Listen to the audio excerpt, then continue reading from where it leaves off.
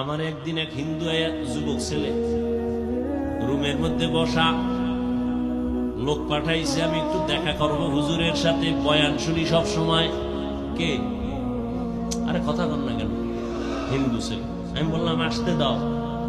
আসিলে স্বাগত পাবে, হেথা পাবে ঠাই, নীরবে আসন নিবা কোনো বাধা নাই।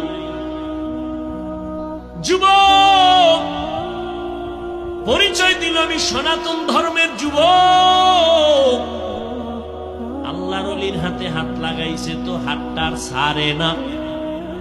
আল্লাহর ওলি হাতটা ধইরা এক ধ্যানে যুবকের দিয়ে তাকাইছে। তাকায়া কিছুক্ষণ পর যুবক দেখে চোখের পানি পড়ে হুজুরের।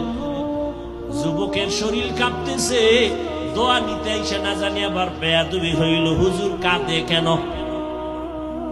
হুজুর কেন কাঁদে?